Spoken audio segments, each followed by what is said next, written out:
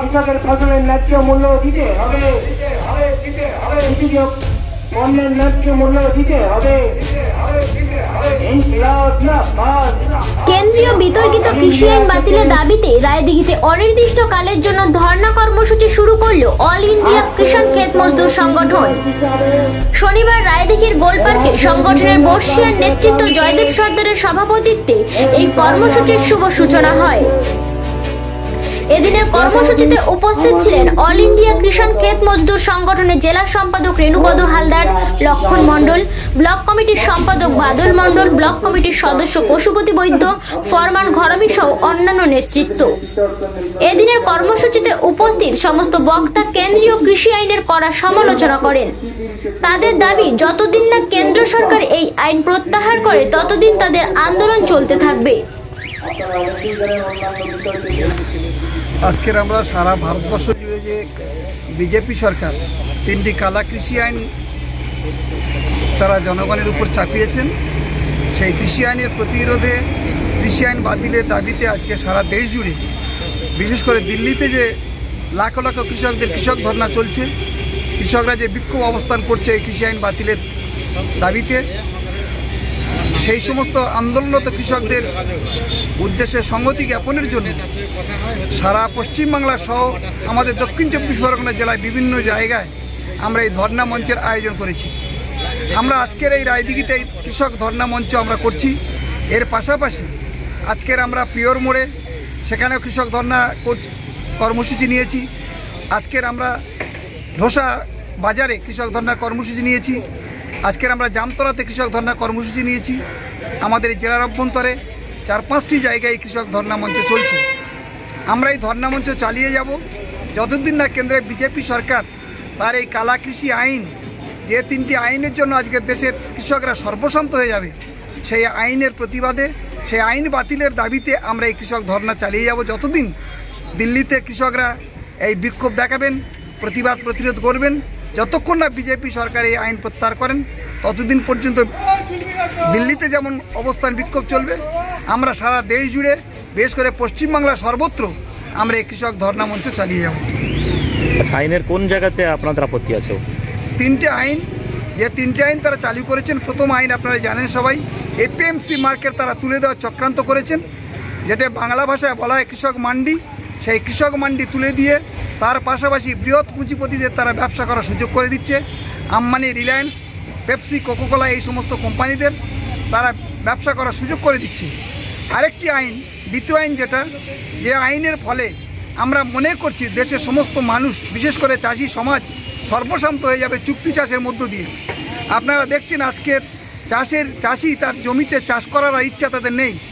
বৃহৎ পুঁজিপতিরা এসে চাষির এই জমিতে নানান রকম উচ্চ ফলনশীল, তারা যেখানে যে লাভজনক চাষগুলো হবে, লাভজনক খাদ্যপণ্য আমাদের দ্বারা চাষ করিয়ে নেবে, নিয়ে সেই জমি ভবিষ্যতে বন্ধ করে দিয়ে আমাদেরকে সর্বশান্ত করে দেবে এবং চাষিদের জমি বিক্রি করতে বাধ্য করাবে। যেমন আপনারা দেখছেন কৃষি জমিতে আজকের মাছ চাষ হচ্ছে, চিংড়ি চাষ হচ্ছে এবং বিভিন্নভাবে যে পোলট্রি চাষ হচ্ছে, যার ফলে যারা করছেন তারা আজকে সর্বশান্ত হচ্ছে। এই চুক্তি চাষ আমরা বাতিলের দাবি করছি। আরেকটি আইন তারা এনেছেন, আপনারা শুনেছেন সবাই, গুদামজাত করার যে আইন, অত্যাবশ্যকীয় পণ্য আইন ছিল, যে আইনের মধ্য দিয়ে সাধারণ মানুষ, বিশেষ করে এই বড় বড় ব্যবসায়ীরা কোনো চাষির উৎপাদিত ফসল গুদামজাত করতে পারবে না। কিন্তু সরকার ঠিক করেছে এই চাষির উৎপাদিত ফসল টাটা, বিড়লা, আম্বানি, আদানিরা তারা গুদামজাত করতে পারবে।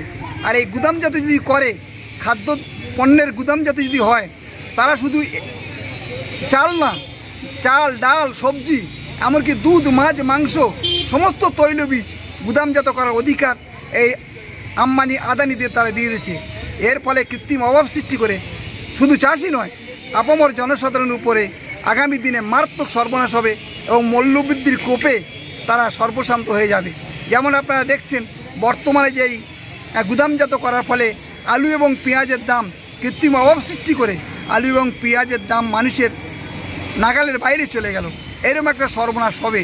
আমরা এই তিনটি আইন বাতিলের আমরা দাবি করছি।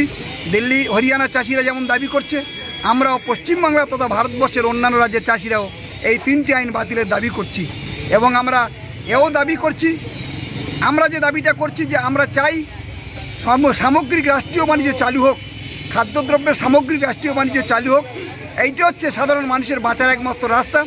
সরকার চাষির উৎপাদিত ফসল সরকার ক্রয় করবে এবং সরকার সেই উৎপাদিত ফসল ক্রয় করার ফলে গুদামজাত করে রেখে রেশনের মাধ্যমে সরকার সহায়ক মূল্য দিয়ে চাষি এবং সাধারণ মানুষের কাছে বিক্রয় করবে। এইটা আমরা দাবি জানাচ্ছি। চাষিদের উদ্দেশ্যে কি বার্তা দেবেন? চাষিদের উদ্দেশ্যে আমরা বার্তা দেব যে আসুন আপনারা সবাই এই 3টি আইনের প্রতিরোধে, 3টি আইনের বাতিলের দাবিতে আপনারা এগিয়ে আসুন এবং এই ধর্ণা মঞ্চগুলো সফল করুন।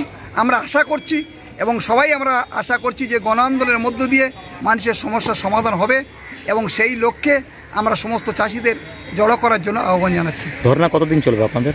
আমরা ধর্ণা লাগাতার চালাবার পরিকল্পনা করছি এবং অনির্দিষ্টকালের জন্য ধর্ণা চলবে যতদিন না কেন্দ্রে বিজেপি সরকার এই কৃষি আইন বাতিল করছে। আপনার নাম পরিচয় বলবেন? আমার নাম রেণুপদ হালদার, অল ইন্ডিয়া কিষাণ ক্ষেত মজদুর সংগঠনের দক্ষিণ 24 পরগনা জেলা সম্পাদক। কিতাব কলেজ অফ এডুকেশন 2020 থেকে 2022 শিক্ষাবর্ষে বিএড ও ডিএলএড কোর্সে ভর্তি চলিতেছে। স্থান মন্ডলপাড়া মেইন রোডের পাশে। কন্ট্যাক্ট 8670561850 9609790604। সহজ পদ্ধতিতে কম্পিউটার শিক্ষা মানেই রাইস। এখানে কম্পিউটারের সকল কোর্স করানো হয়। রায়দিঘি কাছারি মোড়, ডক্টর অসিত বরণ কয়েলের বিল্ডিং। কন্ট্যাক্ট 9153906573। ভালো রেজাল্টের সেরা ঠিকানা রায়দিঘি 1 নম্বর কোচিং সেন্টার প্রান্তিক গাইড। এখানে বিএ বাংলা অনার্স পড়ানো হয়। এছাড়া পাশে বাংলা, ইতিহাস, রাষ্ট্রবিজ্ঞান, দর্শন, সংস্কৃত প্রভৃতি বিষয় পড়ানো হয়। শিক্ষক রাজশ্রী হালদার। রায়দিঘি কলেজ মোড়, সন্তোষী লেডিস টেলার্সের দোতলায়।